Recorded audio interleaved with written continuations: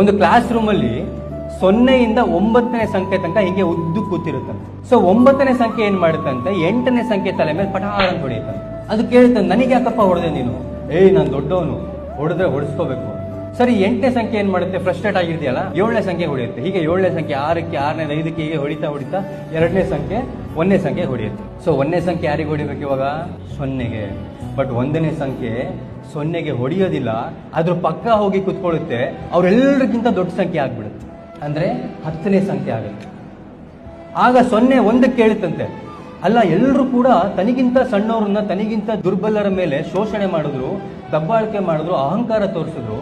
But ನೀನ್ ಯಾಕೆ ನನ್ನ ಪಕ್ಕ ಬಂದು ಕುತ್ಕೊಂಡು, ನಾನು ತುಂಬಾ ಸಣ್ಣವನು, ನಾನು 0, ನನ್ನನ್ನು ಎಲ್ರಿಗಿಂತ ದೊಡ್ಡ ಸಂಖ್ಯೆಯಾಗಿ ಮಾಡ್ಬಿಟ್ಟಲ್ಲ ಅಂತ ಕೇಳಿದಾಗ 1ನೇ ಸಂಖ್ಯೆ ಹೇಳ್ತಂತೆ, ನಾನೇ ದೊಡ್ಡವನು ಅಂತ ತನಗಿಂತ ಕೆಳಗಿರೋರ್ನ ತುಳಿಯೋನಲ್ಲ ದೊಡ್ಡವನು, ಇನ್ನೊಬ್ರ ಮೇಲೆ ಶೋಷಣೆ ಮಾಡೋನಲ್ಲ ದೊಡ್ಡವನು, ಅವ್ರನ್ನ ತುಳಿದ್ಬಿಟ್ಟು ಮೇಲ್ ತಾನು ಬೆಳೆಯೋನಲ್ಲ ದೊಡ್ಡವನು, ತನ್ನ ಜೊತೆ ಇರುವಂತಹ ಜನಗಳನ್ನು ಕೂಡ ಬೆಳೆಸಿ ತಾನೂ ಕೂಡ ಬೆಳೆಯೋನು ನಿಜವಾಗ್ಲೂ ಕೂಡ ದೊಡ್ಡ ಮನುಷ್ಯ ಅಂತ ಹೇಳ್ತಾರೆ.